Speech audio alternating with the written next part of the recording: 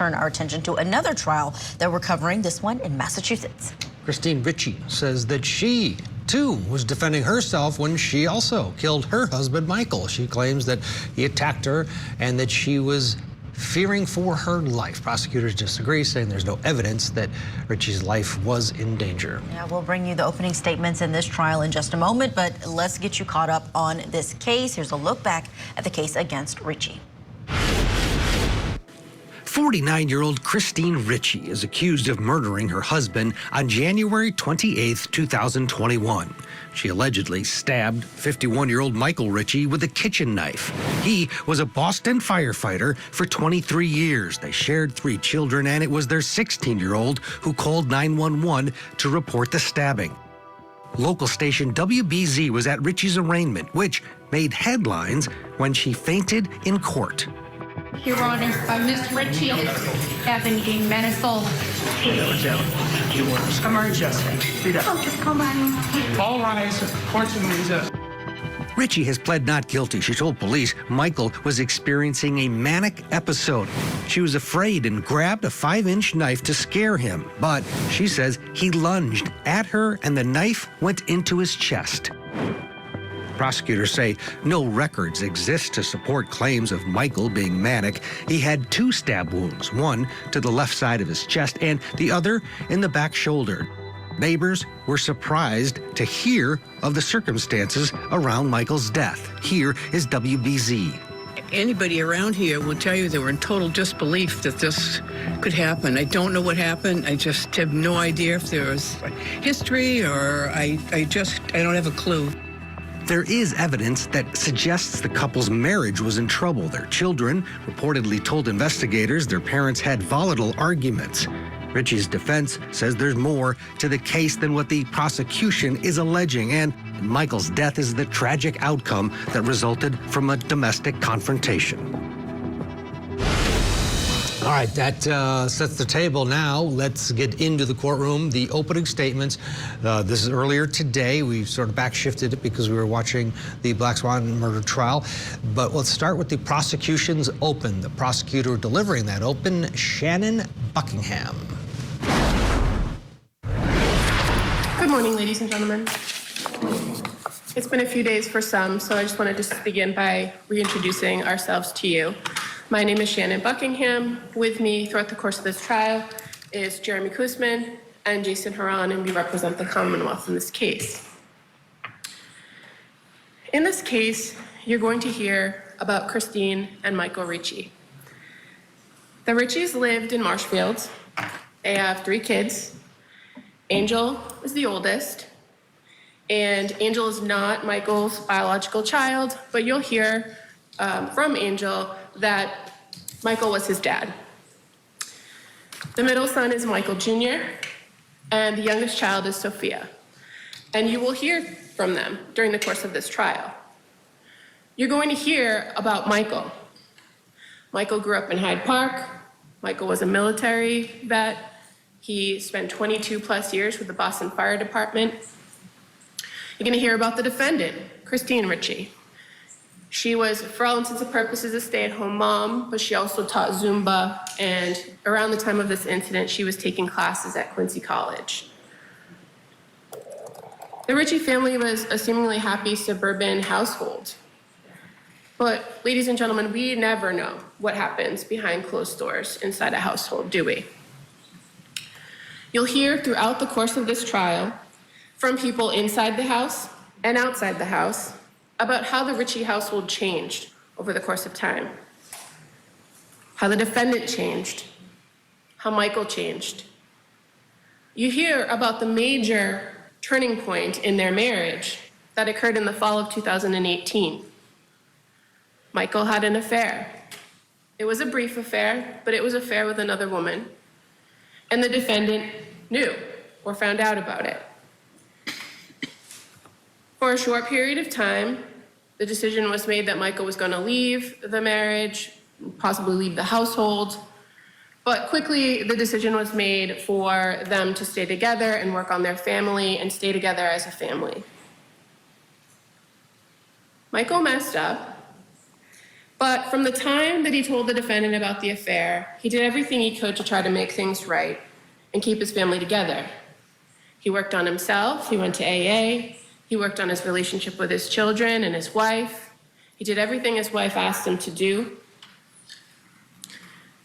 The defendant, on the other hand, continuously talked and focused on the infidelity for over 2 years. For over 2 years, her inability to get over that affair increased. You will hear testimony throughout the course of this trial from witnesses about verbal and physical altercations by the defendant against Michael. You will hear witnesses describe how the defendant would control Michael. They will tell you about seeing black eyes, fat lips, scratches on his face, and a broken nose. You'll hear that the night in question, January 28th, 2021, is not the first time the defendant brought a knife to an argument. This affair was like a pot of water simmering on a stove. And over the period of time between 2018 and January of 2021, the defendant continued to turn up the heat on that pot by bringing up that affair over and over until that simmering pot of anger, jealousy. We're watching the prosecution say that this was not self-defense. This was anger over an affair. We'll get you back in for more of the state's opening in the Christine Ricci trial after this. On the next episode of Accomplice to Murder. Whoever came out of the darkness that night came out to murder Michael Duranlo. It was a real whodunit kind of case. His wife, Rebecca, began to have an affair. With certain Harmon was involved. You're so innocent. How come you don't proclaim your innocence? He said, make sure you got eyes behind your head. And I'll get you sooner or later. Accomplice to Murder with Vinnie Politan. All new episode, Sunday night, 8/7 Central. Only on Court TV.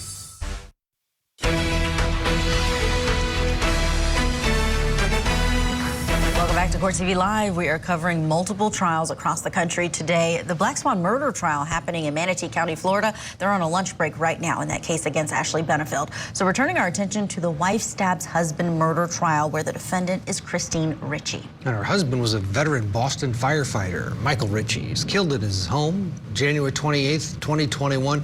The defendant says that she stabbed him, but it was in self-defense. We're watching the opening statements by the state. Shannon Buckingham is telling this jury that this was about an affair, not about self-defense. 2021. So January 28th, 2021. It's a wintry Thursday. There was still snow on the ground. Michael was home that day. You will hear that his work schedule was a work 24 hours on, get 2 days off, work 24 hours on, and get 4 days off. And so on this day, Michael was on the 4-day stretch of having some days off, so he was home. The defendant was home. Their daughter, Sophia, had gone to school and was home in the afternoon. Angel was at work that day. And during this period of time, Michael Jr. wasn't actually residing in the home, but he was close by and available. On this particular afternoon, Michael goes to Dunkin' Donuts in the afternoon, gets a coffee, comes home. He's doing some shoveling outside before coming into the house, meeting the defendant, his wife, in yet another argument. The children will testify and tell you that arguments were frequent in the household and that arguments were always about the same thing, the affair. On this particular day, Sophia will tell you that she could hear her parents arguing when she was up in her room after school, but that was pretty much normal for her at that point. On this particular day, it was particularly loud, and she did everything she could to try to tune them out. Until later in that afternoon, when her mother, the defendant, yelled her name, yelled for her to come down. Sophia comes down the stairs, goes into the area in between the dining room and the living area to find her dad on the floor and the defendant standing over him. The defendant tells her to call 911. Sophia calls 911. You're going to hear the 911. You're going to hear Sophia's testimony about what she recalls that day. The Marshfield police arrive at their home on Moraine Street. They're the first ones to arrive, you'll hear. And when they arrive, the defendant tells the first officers that Michael suddenly collapsed. So the officers that arrived begin to tend to him by giving him CPR. And almost a few minutes later, paramedics arrive from the Marshfield Fire Department. And they take over care of Michael, continuing with CPR, trying to resuscitate him and get him in a condition to take him to the hospital. When the paramedics put Michael into the back of the ambulance, they, again, try to stabilize him. And it's at that point where the paramedics discover, after cutting away his shirt, that Michael has a stab wound, a deep, penetrating stab wound in his chest. When they remove the clothing, you'll hear, they find another injury, another wound to the rear of his arm near his shoulder. The paramedics immediately advise the police, who are inside with the defendant, and it's at that point, and only that point, you'll hear, that the defendant tells the officers that she had been in an argument with her husband, with Michael. She tells him she was scared, she grabbed a knife to scare him, and that when he lunged at her, the knife just went in his chest. Throughout the course of this trial, ladies and gentlemen, you're going to see those injuries. You're going to hear about those injuries. You're going to see pictures of Michael, how tall he was, how big he was, where those injuries were on his body. You'll hear that there's more than one stab wound. There's two, but there's in fact 3 injuries that are noted on his body. The stab wound to his chest, the wound to his shoulder or the back of his arm, and what will be described to you, I expect, as an incised wound, which is a large scratch along his back. You will see that there were 2 knives located in that house that day that had Michael's blood on the blade. The first was located on the floor by where his body lay, where he was laying when first responders first got to the scene, and one in a box on the dining room table with several other knives. You will see pictures of those knives. You will see pictures of the house and where those items were located when the police were at the house that particular night. You will hear from a medical examiner in this case more about that fatal chest wound and what the details of that wound, how deep it was, what kind of injury it caused, what damage it did to Michael's body, and what resulted in his death. We ask, ladies and gentlemen, that you listen carefully to the evidence and keep an open mind. And that's something you're going to hear us say, you'll hear the judge say, you'll hear everyone say it again and again throughout the course of this trial, but it is paramount in this type of a case that you listen carefully and keep an open mind. And that you not forget that you, as a group, bring to this case your common sense and life experience when you evaluate the evidence. And we ask that you do that as you continue to listen to the evidence in this case. And the evidence will tell you what happened in the Ricci household that night on January 28th, 2021. At the end of this case, we will return and ask that you find the defendant guilty of murder and assault and battery with a dangerous weapon, because the evidence will prove to you beyond a reasonable doubt that she is, in fact, guilty of those crimes. Thank you. All right, prosecution laying out their opening statement there earlier this morning in Massachusetts. Let's bring in Jack Rice watching along with us. This is the allegations there from the prosecutor makes you believe that they have some ammunition here against this defendant. Right? I mean, that's what openings are always about. The openings are always about giving that jury something to lean into. And I'm always thinking about it because what I'm trying to do is I'm trying to say, wait for this particular witness. Listen to what they have to say. Listen to the forensic examiner in this particular case. Let's talk about the multiple injuries. Let's talk about what she told to these EMTs.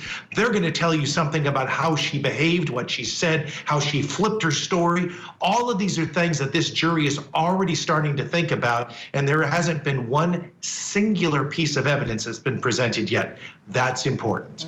Very true. And Jack Rice, the way it has worked out on our Court TV docket is that we've had these self-defense, wife accused of murdering their husband cases back to back. Marsha Thompson case there in Florida, the Ashley Benefield one that we're covering right now, and this trial against Christina Ricci. Can you talk about some of the either similarities or differences that you see between these cases as they're all top of mind for us? Oh, yeah, you can't help it, right? I mean, if we think big picture, we know that the vast majority of those who are charged are men on men, men on women. It's much rarer to see women on men, but we're starting to see it more. But what you start to see is that self-defense claim, and it usually is one of two ways. We'll usually see this long history of abuse as a defense. That's your argument. This sort of long history of abuse, and that this was just the final call. This was the final sort of breaking of that last stick. You couldn't stop it anymore. Or it was imminent. I had to do something right now because he was attacking me right now. Well, what we're seeing here is closer to that second piece. Really, that this was an argument, yes, but that this was an accident. This was unintentional. The problem that I'm seeing just right now, Julia, is really that what you're saying is if that were the case, would she have behaved like this? At least that's what the prosecution is going to argue. Would she have said, oh, well, he just collapsed? No, he wouldn't have. It would have been a much different set of statements, I think. Yes, she wasn't hiding anything. She wouldn't have said that. Let's get a break and let's watch some of the defense. They get a chance too, and we're going to watch it, the opening statement. What will they say on behalf of their client, Christine Ricci?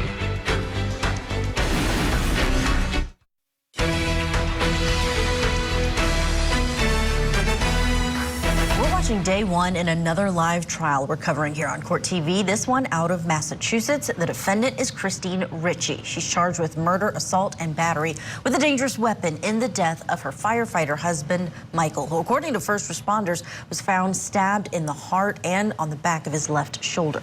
We're also waiting for that lunch break to end in Florida in the Benefield case. As soon as they're back, we'll jump into that courtroom. But in the meantime, we just watched the opening from the prosecution, the Commonwealth. Now, let's watch the defense. She never intended to kill Michael Ricci on January 28, 2021, and the Commonwealth doesn't have any evidence to prove that she did. The argument that occurred that was just described to you, the confrontation that was just described to you, all of that information all happened during about a 15-minute, small 15-minute pocket between 4:30 and 4:45 on January 28th, 2021. And every answer to every question that we have about Christine's intent, Michael's intent, Michael's last actions, and Christine's actions are contained and sealed in that 15-minute pocket. And ladies and gentlemen, that's probably why the Commonwealth is going to spend such a small amount of time talking about that 15-minute period, because they want to distract you.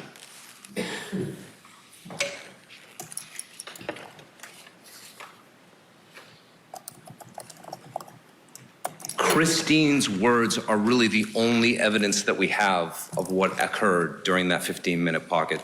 And those words, remember, were spoken in the moments after all of these events happened. It's true that she doesn't give a complete statement of everything that occurs, and as we go through the evidence in this case, and when I come back and talk to you at the end, I'm going to suggest to you, through reference to both the forensic evidence as well as putting together the statements, about what probably happened around and between the details of what it was that she said. When the police arrive, the evidence is going to be that Christine Ricci is absolutely beside herself. Absolutely beside herself. She is crying, she is heaving, she is hyperventilating. The first responders come to the scene and she can get almost nothing out. She says he collapsed. That comes out. The Commonwealth wants it to be the case that that means that she told some sort of misleading statement. The evidence is going to show that she gave an incomplete statement and that maybe she wasn't in a position where she even could give a complete statement. She was just too upset. After Michael Ricci's body is removed from the house out to the ambulance, there's going to be evidence from an officer by the name of Chris Martin who's going to say that at that point they sat her in a chair and they asked her what happened. While the body is still out at the ambulance, while they're so-called discovering the stab wound that you just heard a moment ago. And the evidence is going to say that when she's confronted at that moment about what happened, she gives a little bit more detail, but she's still extremely upset. She's so upset, in fact, that she actually takes some medication to try to calm her down. But as she begins to say the details of the case, she mentions the knife, and she mentions the argument and the fact that it escalated. And that's going to be supported by the testimony of Sophia Ricci, who heard that escalation of the argument into a screaming match. And it's true, she does say, I held the knife out, and then at another point she does say he lunged at me. And at another point mentions being attacked. And I'm going to suggest to you that the evidence will be that even when Christine said those words, that wasn't everything that happened. And at that point, the evidence will show she may not have had a complete memory of what had just fully occurred. But Christine Ricci's words are the only direct evidence that you're going to have about what happened between 4:30 and 4:45 p.m. on January 28, 2021. They're the only eyewitness reports of what happened. And they don't at all support the story that the government just told you. And that is probably why they are going to spend the entire case discussing things that didn't occur during that period of time. I expect that they are going to parade a bunch of witnesses in, remote friends of Michael Sr., who are going to be allowed to offer their opinions about the defendant, that they are going to pick along a 2.5-year period, a series of isolated events, and try to string them together to create the most damning possible picture of who Christine Ricci is. And that they will do so because they hope that you will be so distracted by the question of whether Christine Ricci is the type of person that would commit this crime, that you'll forget that the real question is whether she actually did it.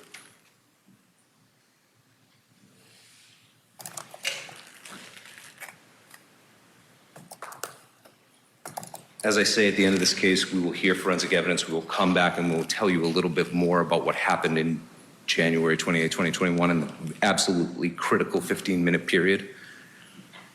Talk about the mechanics and what's suggested. And a lot of it will be inference by inference, because we won't have that type of eyewitness testimony beyond someone's statements that was very, very affected by what had just happened to them. But what emerges from that is a very, very different picture altogether. Now, the Commonwealth wants you to tell you these stories about the past and about the affair. And it's true, there's going to be a story about an affair, and it's going to be a big part of the Commonwealth's case. This was an affair that took place in 2018. And a lot of the events that they're going to talk to you about physical confrontations, happened within just a couple of months of that event, maybe anywhere from a 6-month to 9-month period after that event. You're going to hear about other events that happened in the subsequent 1.5 years. Things like Michael going to AA, Christine supporting him in going to AA, him getting sober, him getting counseling, Ms. Ricci getting separate counseling, them going to couples counseling, them reaffirming their vows in Hawaii in 2019. And you're going to hear from all of the children, and although they're going to say that there was fighting still and there was a fair amount of marital discord, they're not going to describe the type of events that were occurring in 2018. But the Commonwealth wants to sort of string these things together from 2.5 years earlier to try to pretend that that says something about Christine Ricci in 2021. I'm going to ask you not to be distracted, to focus like a laser on the relevant period of 4:30 to 4:45 on January 28th, 2021. And I want you to be extra vigilant every single time the Commonwealth tries to distract you and talk to you about ancient history and tries to tell you about who Christine is and why you should believe bad things about her, and focus on what do they actually know about what happened on January 28th, 2021 between the hours of 4:30 and 4:45. And if at the end of the day, what you're left with is, I just don't know what happened, which is exactly where they are, then I'm going to ask you to find Ms. Ricci at the end of this case during closing not guilty. We've now heard the prosecution's opening. That was just the defense's opening. Let's bring in criminal defense attorney and former prosecutor Jack Bryce, who is watching along with us. Jack, you mentioned that these openings, they're not evidence, but we're hearing what the evidence is expected to show. And just those details that the defense attorney gave about this relationship, the AA meetings, the sobriety of the stabbing victim in this case, Michael Ricci, are you surprised that that's able to come in? Because sometimes those prior bad acts or character evidence can't come in a trial. It's always a fight. I can tell you I'm in the midst of those fights constantly, because one of the things the state wants to be able to do is not just address the incident itself. They want to be able to bring in the overall, if you want to call it milieu, the overall surrounding circumstances of the relationship, of the family, prior bad acts, anything else that can show motive and drive and the kind of person that would do something like this, because they want to be able to show consistency. And actually, the 4 words that this defense attorney said is focus like a laser.